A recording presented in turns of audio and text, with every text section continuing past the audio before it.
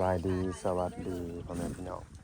FCที่หักแพงเบิดสุขุสุคนเบิดสุบองสุบอนนะพี่น้องเด้อพ่อช่อง YouTube มาลาวมาเปิดคือเก่าคือเดิมพี่น้องเนาะเพิ่มเติมกันตอนนี้พากระจาดเพิ่นยังพันได้เด้อพี่น้องเด้อเนาะพากระจาดกันยังพันได้พี่น้องเลยเนาะอะไรมอนี่สิไปทางใดอันน่ะคือหยังรถทางผู้เดียวบ่ย่านติหำ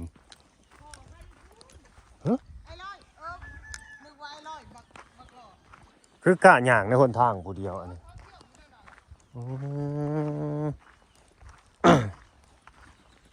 มีเด้อเฮือนซานสุเพิ่นพี่น้องไว้เนาะติดถนนหนทางเข้าไปในบ้านพี่ชังแหละ20 ปลายกิโลทางแดงพี่น้องทางแดงเนาะนี่ได้เฮือนนั่นสิว่าเฮือนหรือว่าเถียงนาก็น่าจอยกับเมียเนาะ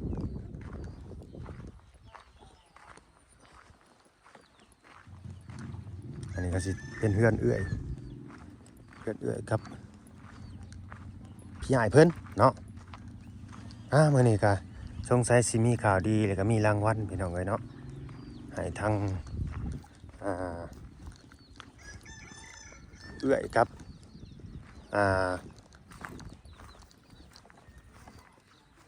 พี่ใหญ่เพิ่นเนาะที่ว่าบ่ทีมน้องทีมนุ่งอะไรพี่น้องเอ้ยเนาะ เพื่อบ่ทิมน้องทิมหนุ่มก็อยู่เคียงข้างน้องหนุ่มอะไรเนาะบ่ทิมบ่ปะเขายังประมาณนี้มียังก็สดสวยกันยืนปอนนะเป็นเสาหลักให้เป็นที่พักพิงให้น้องว่าซั่นซะเนาะน้องสิเฮ็ดบ่ดีมาสำใดก็บ่ทิมบ่ปะให้โอกาสเนาะให้โอกาสแล้วก็ให้กำลังใจนะ หาอยากได้พี่น้องไอ้คนแบบนี้เพื่อน้องสิแบบบ่ทิบ่ปากันนี่บางที่คนเฮานี่แบบเฮ็ดให้เปิดให้หน้าแล้วมันเบื่อเลยพี่น้องแต่เราก็มีอย่างบ่แม่นอย่างฉันเนาะบ่ทิบ่ปาได้เฮือนซานก็สิประมาณนี้เนาะเฮ็ดเองว่าซั่นไม่เสาใหม่เนาะเฮ็ดเองเสาใหม่เนาะก่อเองเพื่อนเราเอ้าลิฟต์เขาลิฟต์ออกเฮ็ดเองก่อเองเนาะ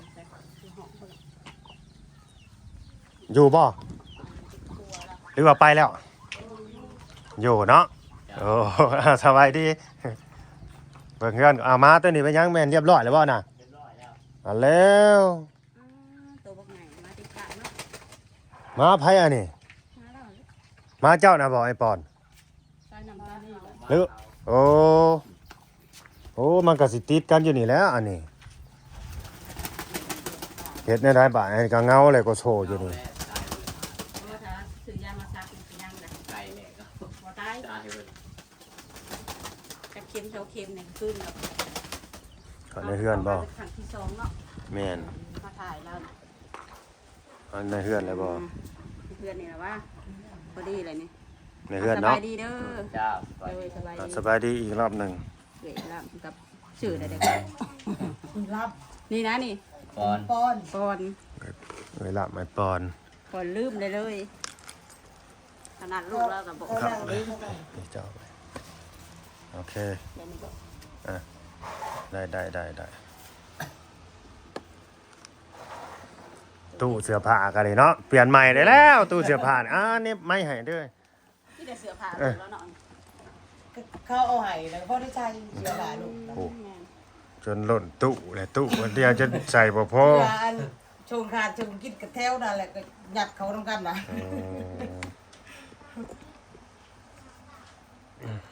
สาอันนั่นเองบ่เนี่ยสาเนี่ยไม่ใหญ่เอาสาจะบ่จักซะบ่สาเอามาพูดเลยทรายแกงกระเบ้าเลยทรายน้ำหยดทรายน้ำหยดแม่นอันที่เขาใส่น้ำล่องพวกปลูกอ้อยได้นี่นะครับอันไหนเด้เขาปล่อยใส่น้ำอ้อยน้ำยังอะไรทรายนี่นะกะพายมีแปลงอ้อยที่สิขึ้นน้ำเขาน้ำก็สิใส่ทรายเรียกทรายอย่างว่าสปริงบอกเบิ่งได้อีบ่ทอทัดนะเบิ่งก็ได้แล้วเต้เพ่เลยเงินตั้งโชว์ไว้ซื่อโดยเบิ่งไม่ได้เก็บมันแล้วก็ไม่มีเลยยังอนุรักษ์ไว้เนาะโดยบักกดแหลมนะครับพี่น้องไปเบิ่งครับบ่ได้แม่นจอแบนนะฮะรุ่นเก่าเขาอยากชอมอันนี้มีเงินชอม ส่งไป ซ่อมมาคือเดียวมาพี่ซ่อม เอา ซ่อม ง่ายๆคันมีเงินน่ะซื้อใหม่โลดมันอันนั้นมันบ่คุ้มเลยเนาะ เท่าเดียวเนาะเท่าเดียว แม่นเพราะว่ามันเก่าแห้ง ตั้งแต่สมัยทานพุ่นแหละประกันซื้ออันนี้นะ อ๋อ ทานเรา เงินขายถ่านเนาะนี่เลยเนาะ โดย โอ้ย ชื่อนะ สู่ชนมาขนาดเนาะจนได้ทอถาดเงินครับขายถ่าน โดย ชื่อจักพันนี่น่ะ ก็แม่ทุกท่าน ซื้อมือหนึ่งบ่หรือมือสอง 500,000 6 โบถ้าเฮ็ดงานทานอะไร แม่นๆ600,000 6 แสน ถึงจานผมนะเฮ้ยบ่แม่น ก็ทั้งตั้ง แม่นและทั้งจานผม600,000ตอน มื้อหนึง โทษเด้อพ่อกับแม่น่ะนอนอยู่ในไซอันนี้น่ะ รอบนี้เลย เอาข้างหลังน่ะบ่ โดย อันนี้ลูกผู้ใดซะนอนอยู่นี่ มอเลียนและนอน โอ้พ่อกับแม่แล้วก็น้องอันน้อย2คนนอนอยู่หั่นเนาะ โดย เพื่อนชาติเราก็นี่แหละพี่น้องไอ้เนาะเพื่ออย่างที่เห็นนี่แหละคนสู้ชีวิตที่จริงเราก็สิอยากได้กว่านี้นั่นแหละอยากได้อยากมีกว่านี้แต่มันหักพอแต่ซ้ำนี่น้อยปอนเนาะ โดยแม่นมันบ่ได้เห็นนะ มันบ่ได้คันว่าหาเงินก็พอได้แต่ใช้นี่แหละลูกก็หลายคน น้ำมือลูกกินใหญ่ ความอยู่ความกิน บ่มีหวะ อืม แล้วมันมีลูกสาวอีกเนาะ โดย ลูกชาวกับลูกชาวผม ลูกสาวมากยังหวหาบ่นอนบ่มีได้นี่ ข้าวเด้อขยายห้องนอนให้ลูกสาวได้ โดย ลูกสาวมาไปนอนตรงไหน แม่นลูกชาวจังมาจากมานะ อ๋อ มันบ่มีมงอยู่มงเช่าแปลว่ามันมัด มันบ่สะดวกสบายเขาเด้ โอ้ย เป็นผู้แสบผู้สาว มัน มา ก็ ก็ อยู่ ลูก ส่ ตุ๊ ว ก นตัวดิอันนี้คือส่วนตัวเขาได้ โดยแปลว่ามันมุนมัดมันมาอยู่กะ แม่นเพื่อนก็บ่ได้รังใหญ่เนาะ โดย มันนั่นมันบ่สะดวกสบายเขา เพราะว่าให้มาสงกรานต์นี่สงกรานต์นี่ก็บ่มาบ่มีเฮาบ่มื้อแล้วบัด โอ้พ่อนี่ยังไงมาแนวได้บาดนี่ อยากให้มาเลย มาย ามบ้านในลินและสงกรานต์ แล้วก็ไปไหมนะกินฮอด พ่ ลู อก แม่ก็สิคิดฮอดลูก กินฮอดแล้วยังน้อยอยู่ ยัง ไป น้อย นะ เด้อ บ่ได้แย่งฮอดลูกเป็นเช้าไปนะไปจากตั้งแต่น้อยๆว่า ไปอยู่นำเขาแต่น้อยนะ อยู่น้ำข้นในบ้านนี่มันก็ไปทั่ว ซินู่นี่ ย้อนความบ่มีเนาะ โดย ไปอยู่นำผู้นั้นผู้นี้ อยู่น้ำผู้นั้นผู้นี้พอได้หาเงินเลี้ยงน้องเลี้ยงพ่อแม่ว่ากันนะเขาขี้ดินมันละเขาเอาให้ขี้ดินมันดุมันขยันนะงานบ้านงานนั้นนะมันก็เป็น หากเป็นใจเนาะลูกเจ้าก็เนาะ โดย เป็นใจเด้ ไปกรุงเทพนะคันบ่มีเงินแล้วบ่อยากมา อ๋อ ลูกนะ เป็นใจแล้วยังรู้จักแบบว่าอยากได้อยากมีหั่นนะออกไปหาเงินดิ้นรนนี่ซอยพ่อซอยแม่นะแบ่งเบาภาระพ่อแม่ ซอย กับน้อง บอกลูกว่าย่ามให้ย่ามหน้าเลยบ่ได้มีเงินนะลูกเอ้ย อืม พอได้แต่เฮ็ดหน้านี่แหละว่ะเงินเดือนตัวเองก็คือพอได้แต่ซอยพ่อแม่เฮ็ดหน้า อืม ลูกก็บ่ได้ให้ดอกว่าใช้ไปโลดลูกเอ้ยแม่เอ้ยว่ะ อืมกันเวลาฝากเงินมาให้กันเนาะ โดย ใครอยู่ แล้วมันก็เห็นว่าเฮาบ่มีจัก โดย พ่อ ใครอยู่บางคนว่าว่าเก็บไว้ให้เด้อเนาะลูกฝากเงินหาเงินมาก็ฮิปโฮมไว้ให้เขาเด้อเขาอยากได้หยังจุบหยังก็ซื้อไว้ให้เขาแบบนี้ เป็นของเขา มันบ่พอจุบแล้วพ่อ บ่ แม่ พอจุ๊บ พากมากอะ อืม ชื่อกินของลูกเบิด โดย อยากได้อยู่ให้ลูกครับเฮ็ดได้เฮาก็บ่มีหั่นล่ะ เนาะ คันบ่ใช่ของลูกจักสิใช่ของไผ แม่น คิดแล้วก็อุกใจปล่อยล่ะอยากได้ให้ลูกให้อยากได้หากว่าตัวเองก็จักสิหาหยังพอกันแนวนี้บ่ได้หาเดียว โดย ข้าวทานจอกๆแจกๆไปนะพอได้แต่ชื่อกินนี่ปล่อยว่าน อกจากเผาทานนี่ไปเฮ็ดอีหยังแหน่ไอ้ปอน บ่ได้เฮ็ดหยังเลยมีแต่เผาแต่ทานนี่แหละ อ๋อ ข้าวทานแล้วก็เฮ็ดให้เฮ็ดหน้า เฮ็ดให้หน้านี่แหละ เบิดเท่านั้นเนาะ โดย งานการก็แบบว่า โดยปลูกผักปลูกหญ้าก็พอได้กินนี่แหละเนาะบ่ มี เว้า ก็พอบ่พอได้ไปคนผู้เดียว แม่น เล่นฮันแล บ้าน นด์ แล้ว นี่ ก็ แน่ ยาก นะ เพราะว่าอยู่ยากทั้งเฮือนพ่อแม่ก็คือนั่นนะอันเพิ่นก็อาศัยโดดนะ โดย แต่ว่าเป็นหันเป็นหนีเว้นงูครบมื้อนะก็โทรหาลูกเคยอยู่แล้วบ่ แม่น เพราะว่ามีแต่ผู้นี้แหละอันชอน ผู้ที่แลนเนาะ ก็บ่ใช่ใจ ผู้ที่คั่วเนาะผู้ที่คั่วที่ข้าวพ่อแม่หั้นนะ เพิ่นเป็นหันเป็นหนีห้องหาเชี่ยหมอนี่ พาใช้ได้ ต้องโทรหาผู้นี้โลด ต้อง หมอนี่ไปหอดก่อน คิดเฮ็ดผู้นี้อันดับแรกโลดเนาะคนแรกโลด เป็นคนแรกเลยแบบว่า ดีแล้วเจ้านายปอนเลยได้เป็นที่หนึ่งในใจบ่เฒ่าไม่เฒ่า โดยโดย ลูกเคยผู้ที่หนึ่งในใจบ่เฒ่าไม่เฒ่า แบบว่าเพิ่นใช้ไปทำร้ายกันแบบว่า บริกินเพิ่นน่ะไป ใช้ง่ายแล้วก็ว่องไว โดย ถ้าว่าลูกชายเพิ่นก็ฮู้อยู่ว่ามันหักใช้ยากนะมันแต่บ่ทันใจ แม่นบ่ว่องบ่ไวคนเชื่อยชะบ่จักหันนะประมาณนั้น แต่บ่ค่อยใส่ใจเวลาก็บ่อยากใส่ อันอ้ายอยู่ในเรือนน่ะก็สิพ่อใช้ได้หน่อยอยู่โลดเล่ๆเราก็ขับรถก็บ่เป็น อ๋อที่ว่าลูกมันติดไว้ใหญ่นะพ่อ โดย นายคนใหญ่ ผู้นั่นแหละ โดยมันพอตู้นะเพิ่นก็เว้าสู่ฟังอยู่อ้ายคนนั้นน่ะหักเล่าก็เบิ่งคนเราก็สมบูรณ์อยู่บ่ไว้ล่ะ สมบูรณ์อยู่ ก็แบบว่าเขาว่ามันบ่เต็มร้อยปานใด นั่นแหละเฮาก็เบิ่งจังซั่นเด้เบิ่งคน แบบว่ามักย่อนะ โอ้มักย่อ ย่อเอาเลย ว่าอย่างดีเลยครับว่าเนี่ยน่ะต้องย่องเอาได้คันเนี่ยคน จั เดี ง ยว ว่าแบบว่าบอกทางหายนำได้เล่าก็บ่มักขนาด โอ้ ไปเลย เอาก็ต้องรู้วิธีแล้วสิ แม่นเราก็บ่มักคนหาย เรามักย่อ บ่มักคนเว้าแห้งเว้าให้หายใส่เนาะ โด โด ย ย ดูแล้วซะวิธีย่อเพิ่น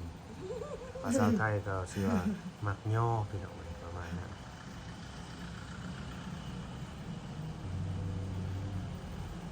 มื้อนี้ก็คือสิได้ไปเลือกผู้แทนทั้งสองคนเนาะ โดย วัน ไป นี้เนาะ เลือกแต่เช้า เลือกแต่เช้า โอ้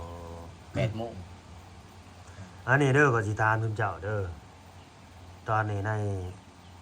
ฐานะครอบครัวเพื่อนซ่านนี่นะเนาะ FC และกูและคนมันก็พอฮู้อยู่เพิ่นก็เห็นอยู่ถ้าเกิดว่าสิมีผู้รักผู้ใหญ่เพิ่น ชุดอยู่ สวยเรือนี่นะ โดย จะให้เพิ่นสวยเรือทั้งด่านแน่ๆสำหรับครอบครัวซุมเจ้านี่ยกตัวอย่างอันดับแรกสวยเรือทั้งด่านได้ไอ้ปอนเอื้อยลำ ซอยเรือว่าจะคิดเฮือน อย่างเฮ็ดเพื่อน โดย อืม เฮ็ดใหม่บ่หรือว่า เฮ็ดใหม่นี่แหละ ไอ้ ใหม่ เฮ็ดใหม่นี่แหละ คนที่ซอยได้อยู่กันบอกกระเติกกระตาบเอาเนาะ แม่นก็กระเตอะประตาบออกหั้นแหละให้มันแบบเป็นสัตว์เป็นส่วนแน่หั้นนะพี่น้องเอ้ยการสิเฮ็ดใหม่เนี่ยโฮมต้องได้ลื้อเบิดเด้งานงอก โด เรีย ย กว่าเพิ่นว่าเฮ็ดใหม่หั้นนะการสิเกาะออกหั้นนะ โดย ก็ออกมันก็บ่งามเลยเว้าแล้วก็เฮือนแล้วนี่แหละเนาะ เกาะออกไปให้มันเป็นส่วนให้มันเป็นอีกหลังหนึง เป็นอีกหลังหนึงโตกันบัดนี้บ่ แม่นให้เป็นอีกหลังหนึงนั่นเองนะ คอยคูนเลยดินถึงหลังนะ ต่อกันนี่บ่ โดยดินถึงหลัง ให้เป็นไหหน้าบ่น่ะ โดย เป็นแน่ๆแล้วพากันคูณพี่ แต่ กา ว่าคูณดินแล้ว ลูกอาจจะได้เฮือนใหม่ เด็กได้เฮือนใหม่ เป็นลูกจังไปกรุงเทพนะ โดย จะได้บ่ได้ว่า อันนี้คือความมัน ความหวัง ความหวังความฝันลูกเนาะ โดย ได้เงินหลังใหม่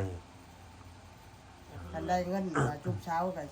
ชื่อเช้าไว้ให้ว่ายันว่ามันมีเรากดข้างหน้า โดยแต่มันสิจุบอยู่บ่ละบาทนี่สมมุติว่าฝากเงินมาเท่าใดก็เบิด จุบบ่จุบเดียว ฝากเงินมาเท่าใดก็ กัน เบิด เงินเดือนเป็นหมื่นก็แค่นี้ ลู เนาะ กสาวเจ้านั้นทำงานเดือนเท่าไหร่ เดือน6,000 เดือนทุกปั้นเลยนะ 6,000กินอยู่ของเขาเนาะ แต่ว่าคันอายุมันสูงขึ้นเขาก็สิขึ้นให้แล้วว่า อืมเดือน 6,000 บาทพี่น้องเอ้ย เฮ็ดหยังเนี่ย ล่างร หลั ถ งโลด โอ้ เด็กหลังลูก 6,000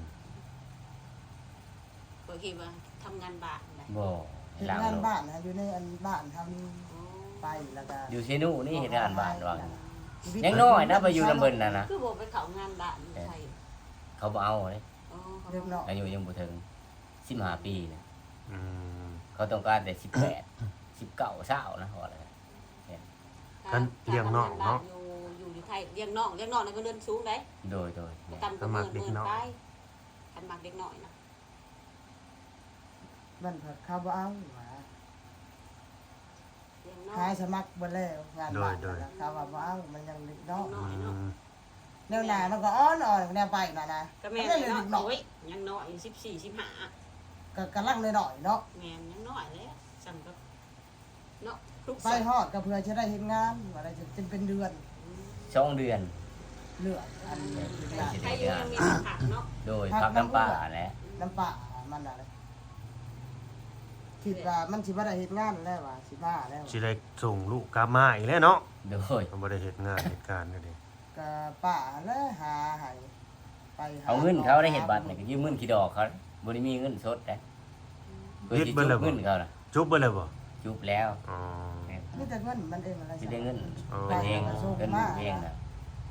ส่งเทื่อละหน่อยแล้วก็พากไปให้เขานั่น โดย พากมาแล้วก็ไปเอาให้เขา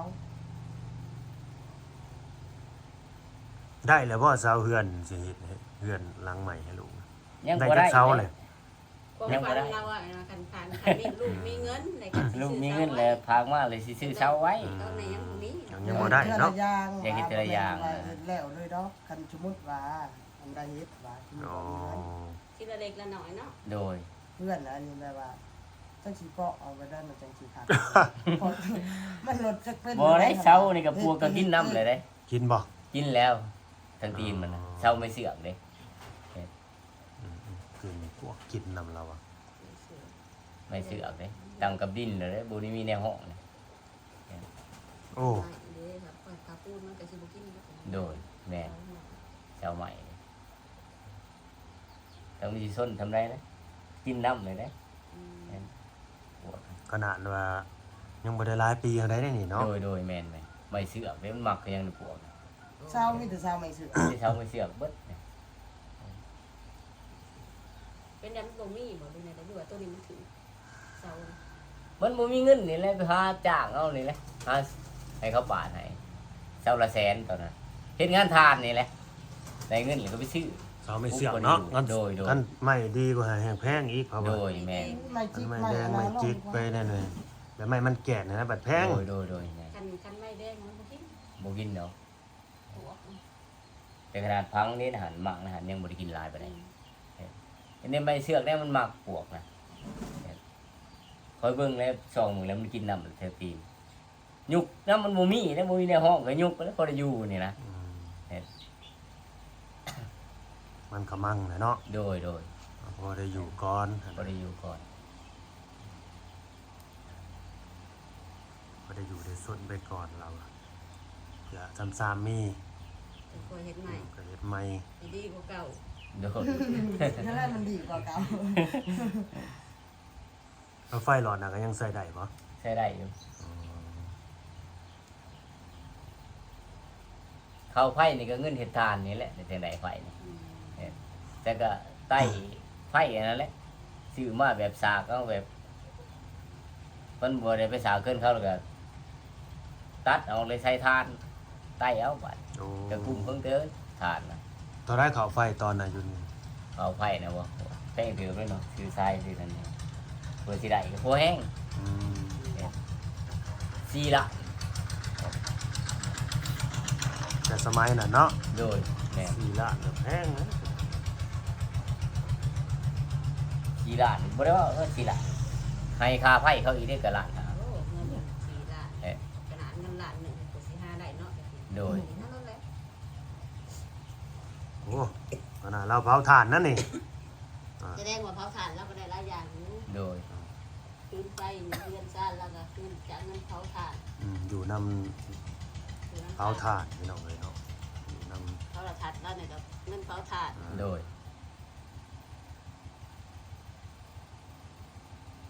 ก็พอได้แก้ไขไปเนาะใน โด ตัวย ของ โดย ประเทศ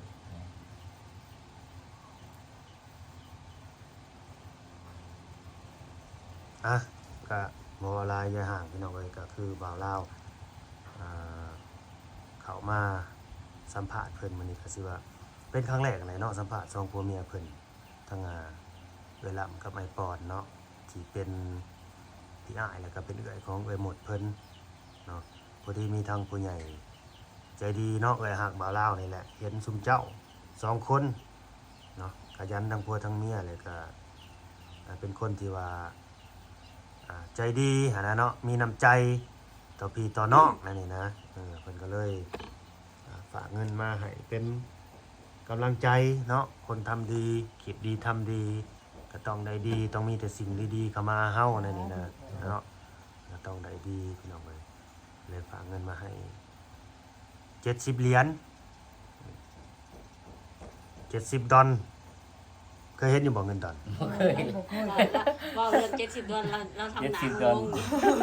บ่เคยเห็น บ่เคยเห็นเงินดอนเงินแดงไหนว่าแล้วกัน เดี๋ยว บ่เคยเห็นเนาะ บ่เคยเห็น ดอน1 2ดอนก็บ่เคยเห็น บ่ โอ้เคย บ่เคยเห็นมีบ่แม่เราเบิ่ง คือว่าข่อยดีนะตอนนี้ ให้เพิ่นเบิ่งแหน่พอได้เป็นบุญ วันตาเนาะ เป็นบุญตาเป็นบุญตา ก็แล้วแต่ เพื่อสิได้เห็น บ่ได้เคยเห็นน่ะ เพื่อสิได้เห็น100ดอน200ดอน1,000ดอนเนี่ยนี่เบิ่งเอาโศกเอาลาบเบิ่งเอาโศกเอาไส้แล้วเห็นเนาะ โดย ใบหาก็มีบ่หาดอน คือว่าข่อยมีแล้วบ่ได้อยู่ทางใดอ้ายอันเดือนนี้เอาให้นะ เงินดอนนี่สูงสุดก็มีแต่100ดอนนั่นแหละบ่คือเงินบาทเฮาได้มีฮอดใบแสน โดย เนาะ คันว่าเงินบาทก็สูงสุดก็1,000 บาท โดย อยู่ประมาณนั้นสิได้เห็นอยู่บ่เนาะ เฮ้ย นี่บ่แม่น เจ้าเพิ่นก็เก็บไว้ดีแล้วก็เดาเงินเลย สูงสิได้เห็น จับเลี้ยงเบิ่งดูของเจ้านะบ่เห็นจักอยู่ทางใด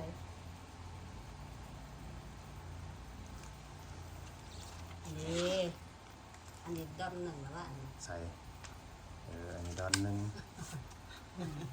ดอนหนึ่งเนาะเอ้าพากันเบิ่งและเงินดอน ที่ว่าเงินขนม ดอน จัง เราบ่เห็นนี่ขนม เงินดอลลาร์ ใช่ เงินดอลลาร์ โดย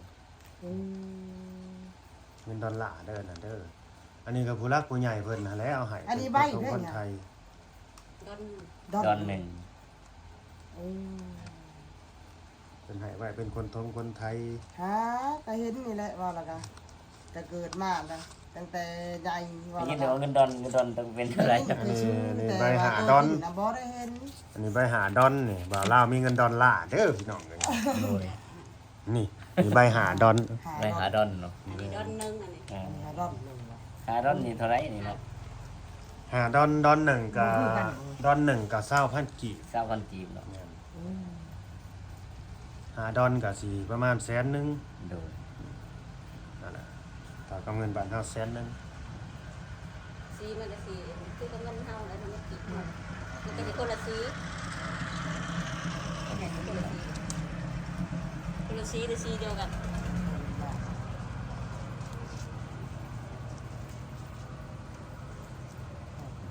เว้นได้เป็นขนม เป็นของแท้เลย โอเค เกลือนะบ่ เพิ่นให้มาเป็นเงิน70ดอนแต่ว่าบ่าวลาวก็แลกออกมาเบิดนั่นแหละ โดย เป็นเงินกีบ ส่วนมากเพิ่นก็สิมาไหลเป็นเงินกีบเบิดนั่น โดย เอาเลยจะหลังเอาสิเป็นเงินกีบเลยเนาะ แม่น แน่นหัน ถ้าใช้เงินกี่ปีแล้วเนาะ อ่านเลขเงินนะ 70ดอนนี่ก็สิตกอยู่ประมาณเท่าใดอันน่ะก่อน ซึ่งว่า ไล่เบิ่งดู บ่เคยไล่ ไม่ไหลเนาะ จะมาให้คอยดอนไหล ดอนหนึ่ง ไหลให้ลูกเพ่น ดอนหนึ่งก็20,000กีบ ดอนเซนหนึ่งบ่ 70ดอนพี่น้องเอ้ย1ดอลลาร์ล้นทับนะเด้อป่าเงินดอลลาร์เงินดอลลาร์ล้นทับเดี๋ยวให้พี่น้องเบิ่ง เอาเบิ่งดู อันนี้เงินอยู่ละเงินล้าน4แสนพี่น้องเอ้ยเห็นอย่าบอก แสน เห็นอย่าบอกห้องเขา เห็นเลยจ้ะเหรออันนั้น เห็นบ่ เห็น นี่ล้าน4แสน โดย นะครับ หันมา ไม่ดีใจ เดี๋ยวมาผิดจะผิดจันกันผัวเมียนะ ครับ จับเลย ล้าน4แสนเนาะ เดี๋ยวมากล่องเด้อ เรียกบังกล้อง โอเค โอเคพ่อได้ให้จับซื่อๆได้ ได้จับขยะนะพอมีแหง เอาให้เด้อบัดนี้เด้อ โดย ล้าน4 เดี๋ยว ล้าน4แสนกีบพี่น้องเอ้ยเนาะเป็นของขวัญหรือว่ารางวัล หลาย เนาะอย่าพาว เดี๋ยว อย่า ว่า พาวขอบใจ อืม เป็นรางวัลจาก ใจเรา ผู้รักผู้ใหญ่แม่นเอื้อยสมสมัยเด้อ โดย จะ ที่เพิ่นเจ้าของเงินที่ว่าฝากมาให้สมเจ้านี่ เป็นสื่อมาหลายนะ โดย สี่ก็หูดีเนาะ แม่นเป็นชื่อเอื้อยสมสมัยแล้วก็อ้ายวิซา สมัย เป็น สมสมัยอภิซ่า หลายครอบครัว ซอย ล่าสุดก็แบบซอยซื้อสังกะสีอันนี่แหละเขามาให้เขา ถึงจะจ่อย ไม่ใช่ ให้จอยไว้หมดนี่ล่ะ คนมัดนอนเรา แม่ ตั้งใจดีใจงามแบบนี้เนาะ แม่น เฮ็ดเพื่อนให้ก็หลายล้านนั่นเนาะคุณสอนเฮ็ดเพื่อนให้ โอ้บ่ได้เทือนให้เบิดเจ้าละพันผู้ใดเป็นพันผู้ใดพันเหรียญผู้ใดไปอ่ะสบายดี FC ที่พะโวไปวิมาทางไหนว้าย ไผ โดยสบายดีไอ้จอยเป็นซอยมาลายอันนี้นะเป็นซอยมาลายเป็นคนแบบมักทำบุญเนาะเป็นคน โยมอยู่ในสิช่วยเฮ็ดวัดเฮ็ด อวยพรให้เพิ่นได้ยังเลย ฮะ เวลาอยากอวยพ ว่าร ให้ อว เพิ่ ย น พรให้เพิ่นแล้วบ่ ก็สิให้ไว้พรในเพิ่นนั่นแหละขอมกขอบใจเพิ่นเกิดสมสมัยก็ไม่วีซ่าเด้อ โดย เอ้า คนนะ 2 คนผัวกับเมียเพิ่นเอ้าอวยพรให้เพิ่นบาดนี่ ฟอนก็บอกก็บ่เป็น ว้าวซ้ำเว้าได้หั่นแหละแนวใดมันดีก็เว้าไป ขอโทษขออภัยเนาะอันสาธุให้เพิ่นมีแต่ความสุขความเจริญความเจ็บบ่ให้ได้ความไข่บ่ให้มีแต่ความสุขและข่าวมาหากระโตน โดยมีแต่ความสุขกลับมาหากะโตเจ้าเด้อ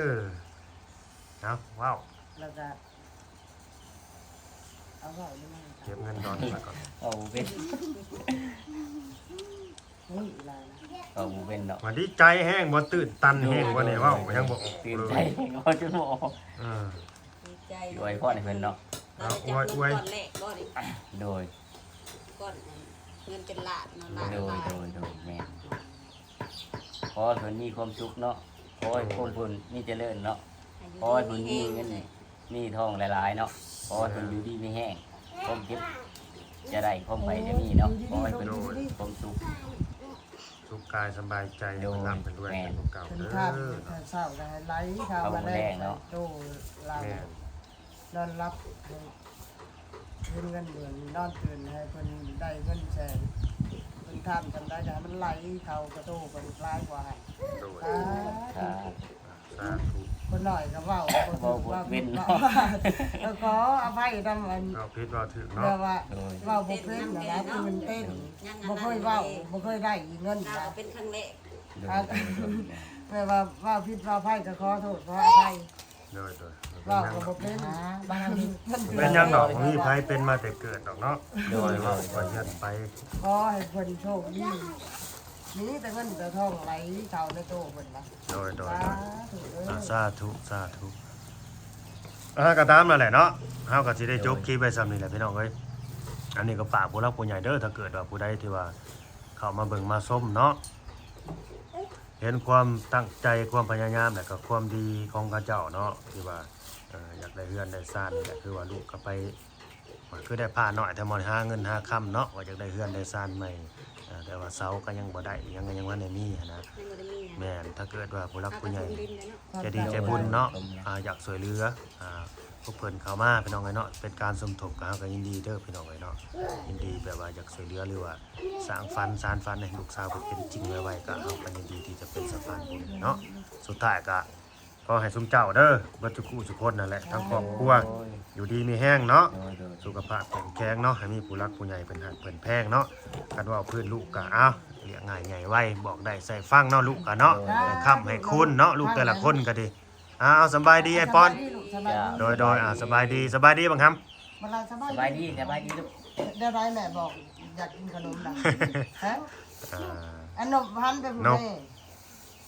ยังอาย ยังอายโอเคพี่น้องเลยเนาะเงาและคลิปนี้ก็ดี